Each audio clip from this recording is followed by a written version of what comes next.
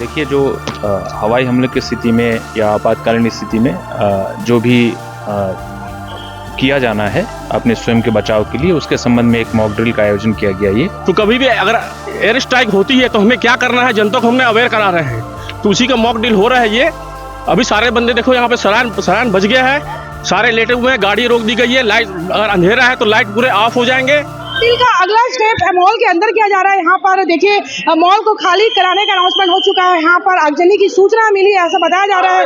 इसके बाद आम जनता को बिल्कुल मॉल में आग लगने की सूचना के बाद मॉल खाली कराया जा रहा है लगातार। और अब जो रेस्क्यू किया जा रहा है कि आगजनी में अगर कोई घायल होता है तो उसे कैसे रेस्क्यू किया जाएगा।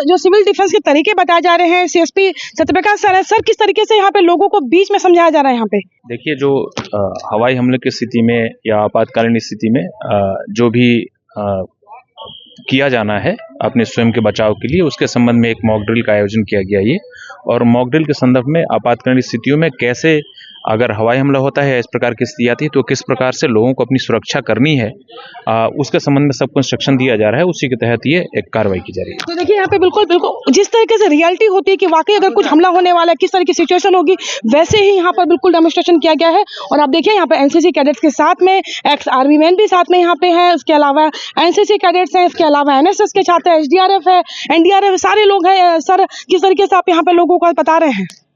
जय हिंद, जय भारत, जय छत्तीसगढ़। मैं छत्तीसगढ़ आर्मी पब्लिक फाउंडेशन का सूबेदार मेजर एनके पांडे हूँ।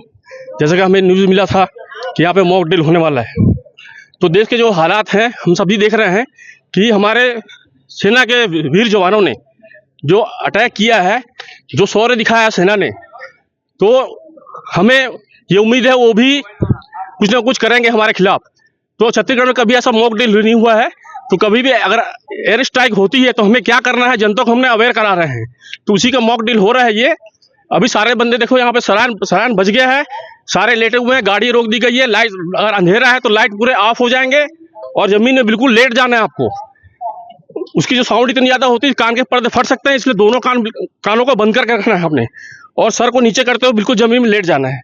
और अगर आप घर में हैं, आप बिल्कुल सही बताया। घर में तो अगर हम हैं तो कहीं ना कहीं अपना को सुरक्षित कर ही लेंगे, लेकिन मेन जब वो दिक्कतें होती है जब हम सड़क पर होते हैं। अब देखिए यहाँ पे गाड़ी जिस पोजीशन में है उस पोजीशन में रोक दी गई, और यहाँ पर जो जैसा खड़ा है बिल्कुल यहाँ पर बिल्कुल जैसा आपको लग रहा था कोविड के दौर में, बिल्कुल यहाँ पर लॉकडाउन जैसी स्थिति। तो कुछ मिनट के लिए ये पूरा शहर थम गया है। और आज केवल यही नहीं बल्कि पूरी जगह, मतलब यहाँ पे दुर्ग भिलाई को चुना गया था क्योंकि राष्ट्रीय संपदा के हिसाब से यहाँ पे भिलाई स्टील प्लांट काफी संवेदनशील क्षेत्र माना जाता है। इसके अलावा यहाँ पर कई सीमेंट फैक्ट्री है, पावर प्लांट है। तो इसे देखते हुए भिलाई शहर को चुना गया है, दुर्ग शहर को चुना गया है। तो यहाँ पर कुल मिलाकर आज एक ही समय में, एक ही वक्त में 5 जगह यहाँ पर मॉक ड्रिल की जा रही है। बीएसपी के अंदर में, स्टील प्लांट के अंदर में भी 2 जगह से मॉक ड्रिल शुरू हो चुकी है। कोमल धनेसर, IBC 24 भिलाई।